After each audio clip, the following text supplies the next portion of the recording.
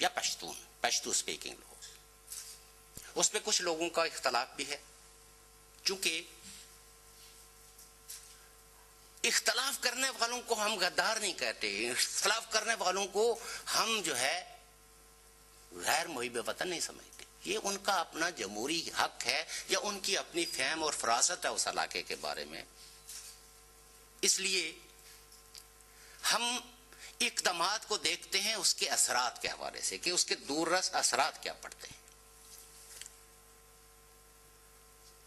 ہم اس بات کا خیر مقدم کرتے ہیں کہ گلگت بلتستان، اس کا تاریخی نام اس کو لوٹایا گیا ہے اور ناردرن ایریاز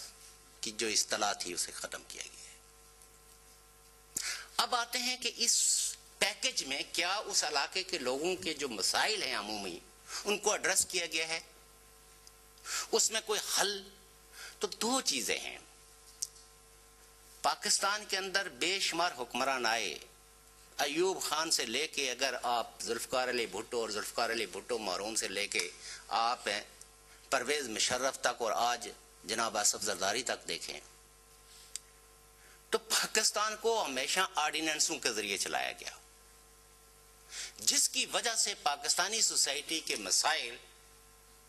حل ہونے کے بجائے دن بہ دن گمبھیر ہوئے اور پاکستانی سوسائٹی جو ہے وہ مختلف پیچیدگیوں کا شکار ہو گئی، کمپلیکسٹیز کا شکار ہو گئی. اور آج ارباب فکر و دانش کو کہیں سے کوئی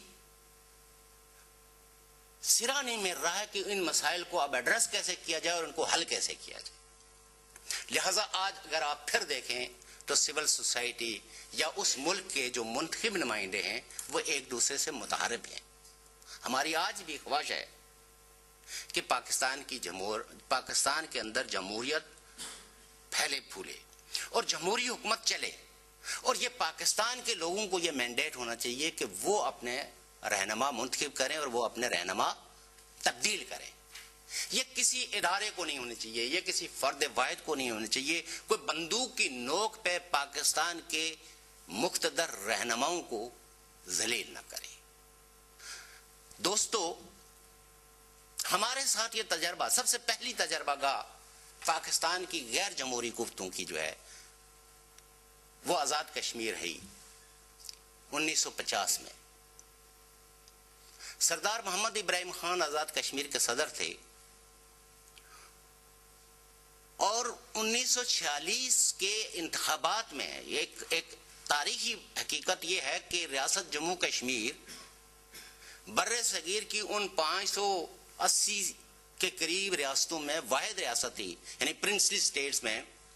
کہ جس میں سب سے پہلے لوگوں کو رائٹ آف ووٹ دیا گیا. وہ جمہوریت کوئی مثالی جمہوریت نہیں تھی، لیکن لوگوں کو 1934 میں رائٹ آف ووٹ دیا گیا. لوگوں کو کشمیر کے اندر 1902 میں بھی،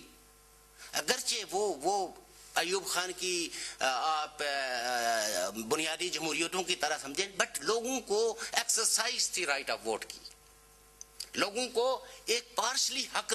تھا کہ وہ اپنے کچھ نمائندوں کو ووٹ دے کے تو مہاراجا ہری سنگھ کے ایوان میں بھیج سکیں. سردار ابراہیم خان صاحب جو ہے وہ 1946 میں، جسے آج کا باغ ڈسٹرکٹ، آج کا راولہ کوٹ، جو صاحب کا ضلع پنچ، آج کا ضلع سدنوتی، ان 3 ڈسٹرکٹ کا اس وقت وہ نمائندہ تھا. لوگوں نے ووٹ دیے اور بعد ازاں میں اس طرف بعد میں آؤں گا. لیکن جب، چونکہ میں ایک واقعہ سنا رہا ہوں کہ جب یہ کشمیر تقسیم ہوا تو سردار ابراہیم صاحب صدر بنے آزاد کشمیر کے، اور 1950 میں جب وہ نیو یارک میں تھے تو پیچھے سے پاکستانی اسٹیبلشمنٹ نے ان کو فیکس بھیجا کہ آپ آزاد کشمیر کے صدر نہیں رہے. نوجوان دوستوں اور میرے سیاسی برادری کے بھائیوں،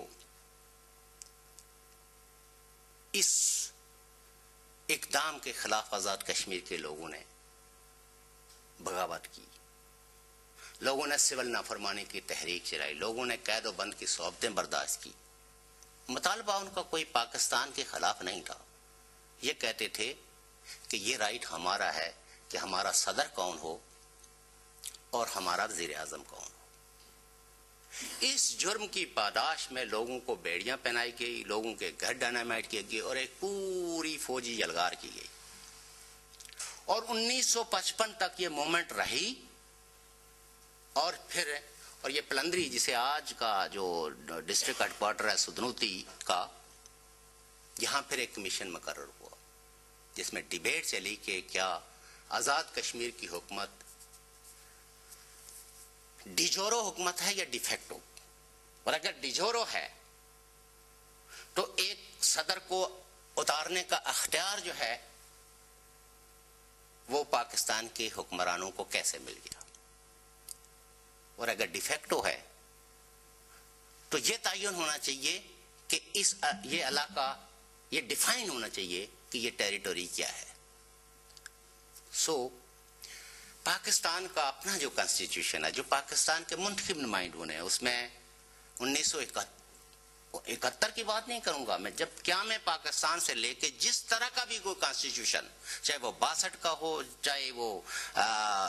لیاقت علی خان صاحب کے دور میں جو شکل تھی، 73 کا آئین جس کو متفقہ آئین کہا جاتا ہے، ساری ترامیم کے باوجود بھی اس علاقے کے اندر ڈیفائن ہے کہ پاکستان کی ٹیریٹوری کون سی ہے۔ سیکشن 257 آپ کانسٹیٹیوشن کا جو ہے، پاکستان کانسٹیٹیوشن جو ہے نا 1973 کو جا کے اس سیکشن کو پڑھ سکتے ہیں، جس میں آزاد کشمیر اور گلگت بلتستان یہ پاکستان کے کانسٹیٹیوشن کے مطابق پاکستان کا حصہ نہیں ہے۔ یہ پاکستان کے منتخب نمائندوں نے خود قانون بنا کے ہمیں اس سے الگ رکھا ہے،